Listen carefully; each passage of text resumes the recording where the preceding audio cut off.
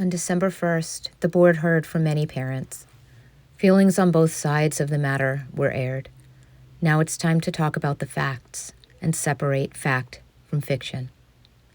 2 petitions have been created with very opposed views on the Princeton plan. We're very much at odds, it seems, on its purpose and its ability to achieve common goals. Today we're going to examine some of the claims regarding the merits of the plan as put forth by those in favor of it. Let's start with the first, that grade banding is used in over 15 schools in the 33 school districts in Westchester County. We should begin by ensuring that our statistics are accurate. A Google search led me to the NYSED website, and from there I was able to determine that there are actually 39 unique school districts in Westchester. They are as follows. Of these 39 school districts, only 14 use some form of grade banding. Of those, only 4, or 10% of school districts in Westchester use our model of 2-year grade banding: Peekskill, Ossining, Henhood, and Greenberg. So this first assertion we can conclude is demonstrably false. In reality, 14 of the 39 school districts in Westchester use a grade banding model. The majority do not. Only roughly 10% use our 2-year grade banding model. Let's look at the second assertion, that Princeton plan was adopted because of academic, social, or emotional benefits. We must first begin by researching why schools in our region have opted to adopt Princeton plan in the first place. A Google search reveals headlines that reflect a purely financial incentive for doing so. Hewlett-Woodmere School District recently contemplated implementing our very model. They're very clear that it is being considered strictly as a cost-saving measure, with no indication that it would be pursued in the absence of a looming budget increase. As early as 2012, school districts in New York began exploring this model, primarily in the context of coping with funding deficits. The vast majority of media coverage leads with this sort of restructuring as being considered from a cost-saving perspective, in light of tax caps. Let us move on to the academic benefits touted by the proponents of Princeton plan. Numerous studies by experts in peer-reviewed journals and countless articles have studied grade banding models in comparison to K-5 models and the effects of student mobility within school districts on learning and behavior. Here, we will go over a few. There are links in the description of this video as well as on our petition that can give you more information. One study in 2012 covering grade configuration, span, and transitions concluded the following. Each transition shows a discernible drop in achievement. Our model has 2 transitions in elementary school and among the highest amount of transitions between kindergarten and high school. Teachers with incoming students say they are not sufficiently prepared because between-school instruction is not well articulated, so there's a significant amount of reteaching. The inference, of course, is that due to presumably reduced collaboration among faculty between schools, the transitions are particularly clunky in our model. The schools experience high student turnover rates. In several, half the school students are new each year. This makes it hard for the staff to get to know all the students and creates significant adjustment strains. Each transition requires a significant effort by schools to help the students adjust. Parents often are not brought along as well, and they're not involved as much in the new school if they are not involved in the transition.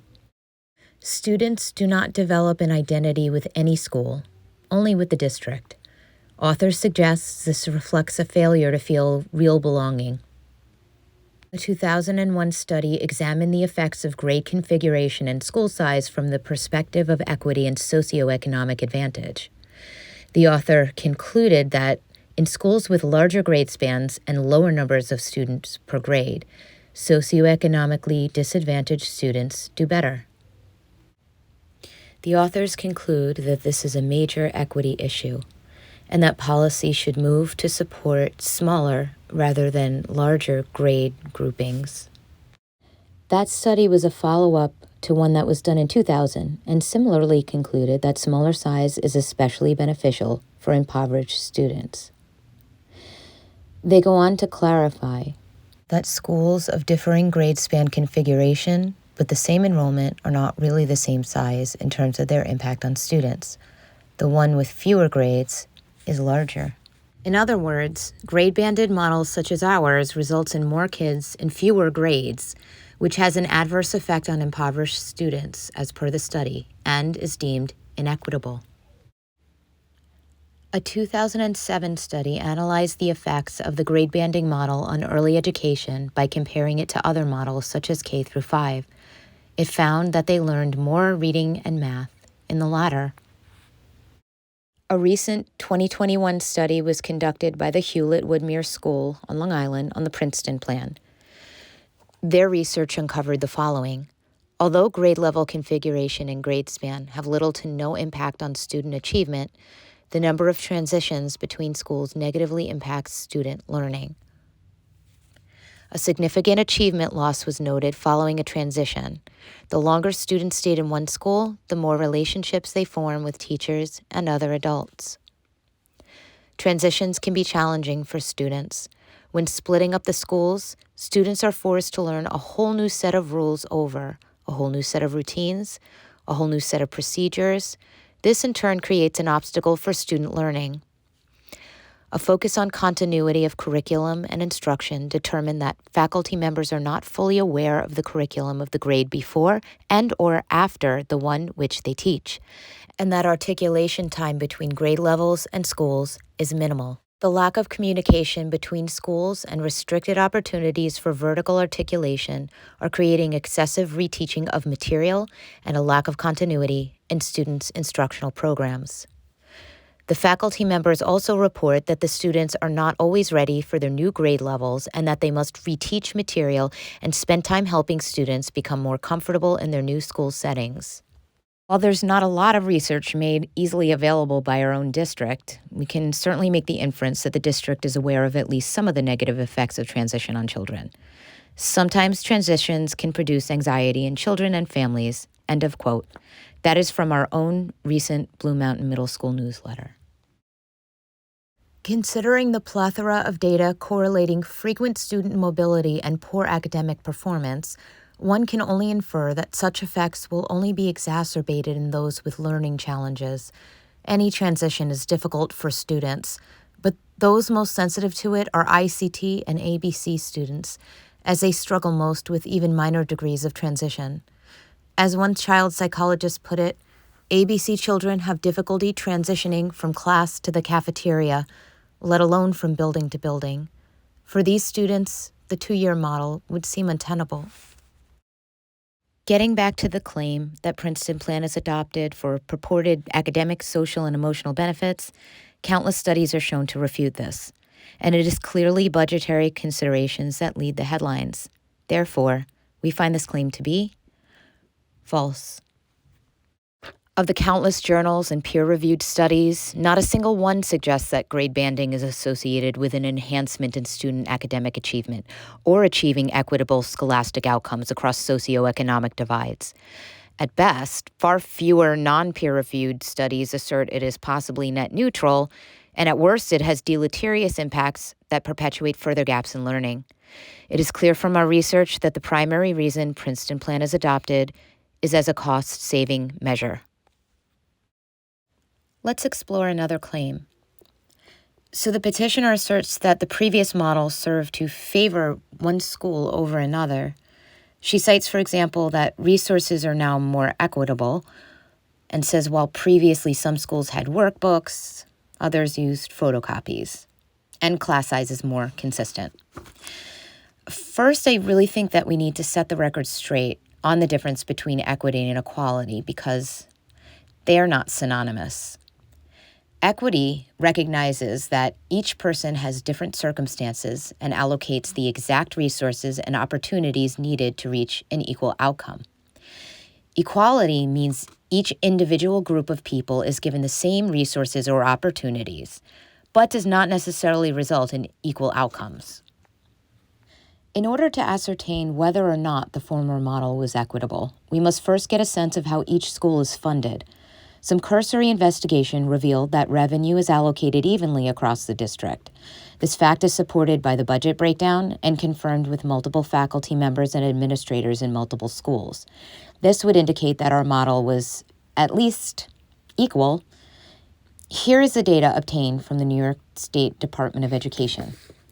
You will notice that prior to the implementation of Princeton Plan, BV benefited from additional Title I funding that the other two elementary schools in the district did not, due to its participation in a Title I school-wide program. This would indicate that the previous model was equitable, as the school had more, not less, resources than the others to address the needs of a proportionately larger contingent of the student body that needed it.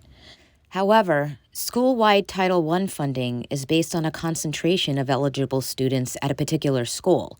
So spreading those children out across the 3 elementary schools is going to dilute those funds, thus depriving those students that benefit from it. You'll also notice that there's little variance in the student-teacher ratios among the 3 schools. Frank G has on average 10.48 students per teacher, BV has 9.84, and Furnace Woods has 8.17. BV also has a marginal difference in student population, with only 52 more children than Furnace Woods. In terms of the equitability of resources and the claim that the district favored one school over another, a quick glance at our district's newsletter frequently asked questions section explains how funds are allocated. They go to administrative, capital, and program instruction for all 5 district schools, with each individual school within the district drawing from the overall money pot as needed and or requested. Now, I did notice disparities in the spending per student among the 3 schools.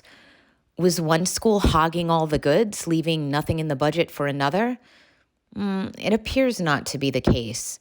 A glance at the January 2021 budget update shows that prior to Princeton Plan, we had ample growing reserves. So what is the problem there? Well, as it turns out, that year, Furnace Woods had the ABC program, a special education initiative that rotates from school to school, and this is what accounts for the additional spending.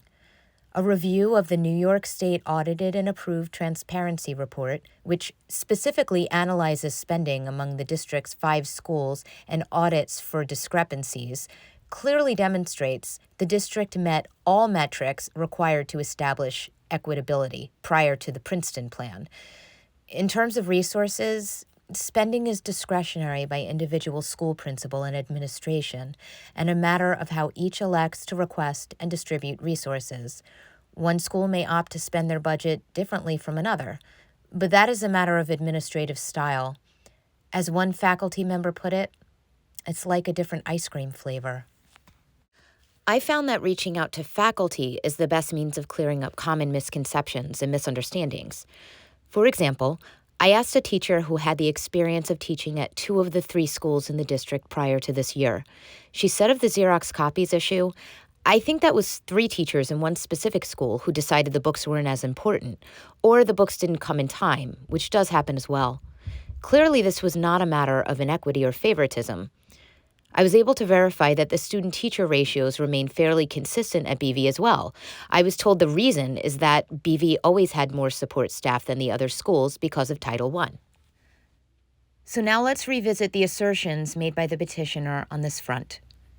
Based on the evidence at hand, we would have to conclude her claim to be false. We now realize that the previous model did not favor one school over another. Equity, we know, had nothing to do with how resources were distributed. The differences were attributable to administrative practices. That same administration is now in another building, and presumably the same preferences will follow. Only now, such seemingly undesirable preferences will impact the entire district writ large, which is equal but not equitable. And while there is much noise about a few errant classes that were under or over-enrolled, those were apparently outliers and rare. NYSET data shows that student-teacher ratios remain fairly even across the 3 schools prior to Princeton Plan.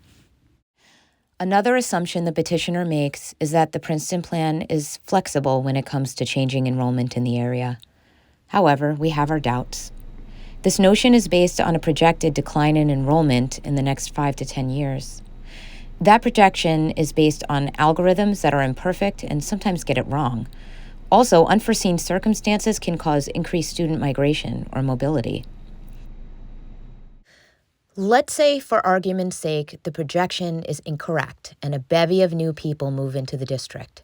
Let's say many of them have older children, and suddenly the district has an overabundance of fourth graders. With the old model, you could presumably distribute those fourth graders evenly among the 3 elementary schools by redistricting and other measures. What are you going to do with only one fourth grade school? What if the infrastructure and facilities cannot accommodate additional classrooms? You would necessarily have to raise class size caps. What you would not be able to do, presumably, is move the surplus of children to a K-1 school. So in this sense, we must consider that the Princeton plan may actually be more rigid than the K-5 model down the road. When it comes to the claim that grade banding is somehow more flexible than the old model, we would have to rate this inconclusive at best. Now that we've debunked the major claims made by Princeton plan proponents, we'll further discuss some additional matters every taxpayer in the district should consider. Let's begin with one of the biggest problems this model has imposed on our district: transportation. I have analyzed the size of every grade-banded district in the county. My slide deck is in the link in the description below. As previously mentioned, there are 14 districts in the county with a grade-banded model, only 4 of which have hours, highlighted in red.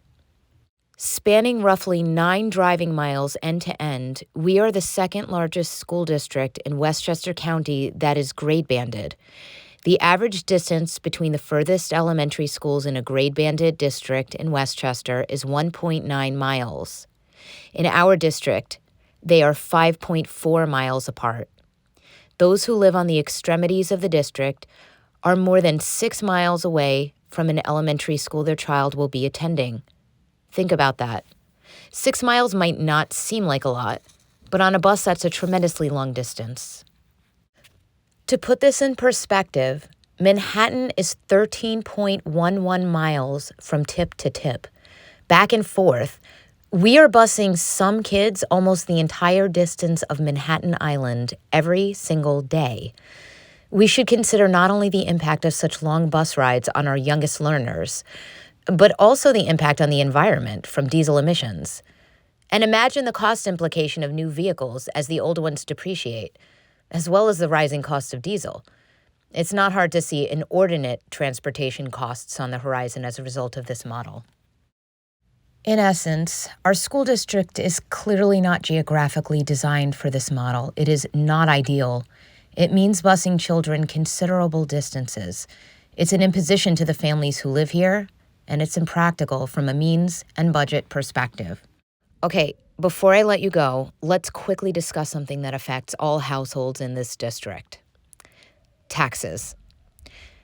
In 2014, a company called Tyler Technologies was commissioned by a consortium of towns in Westchester to perform a reassessment in a measure to convert to 100% equalization. What does this mean?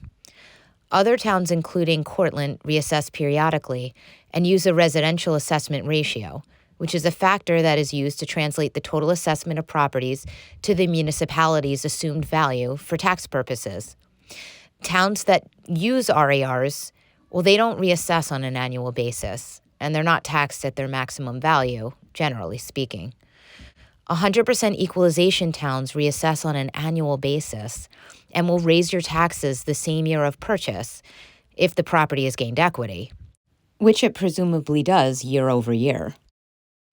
100% equalization is a great way for a town to make sure everyone pays their fair share through frequent assessments. How does this relate to grade banding? 2 of the 3 Westchester towns that opted into the consortium in 2014 are also coincidentally 2 of the 3 other towns that had the same grade banding model as us: Greenburgh and Ossining. Peekskill was not a part of this consortium, but it also had not yet implemented the Princeton plan in 2014. Now, I realize correlation is not causation, and they were not the first towns to go to 100% valuation. However, it is curious to note that if the Princeton plan is truly as cost-effective as many claim, why are the very towns in which it is implemented, and with our exact model, the first to eagerly join the consortium? It's noteworthy, to say the least, that in 2015, the very same year of the revaluation, Greenburgh Central School District put forth a massive budget proposal. It really doesn't appear that Princeton plan is very cost-effective anywhere you go. In one upstate school district, the budget increase of over 5% was initially proposed in the immediate wake of implementing Princeton plan. The budget was voted down before it passed at its max cap. What happened to the property taxes in Greenburgh and Ossining post-reassessment in 2015? Yeah, that happened. In conclusion, I hope this gives the community something to consider before blindly signing either petition in partisan fashion. It is our community and our children that are at stake here. Geographically and structurally, the district is not designed for this, and the majority of the community is going to suffer as a result. It doesn't work because changing schools every 2 years has been shown by multiple studies to be academically disadvantageous. It doesn't work because it's more expensive than the K-5 model at a time when cost savings are the goal. Let us not suffer the sunk cost fallacy. It's not too late to turn the ship around. We owe it to our district and to our children. Thank you for watching. Please share and spread the love.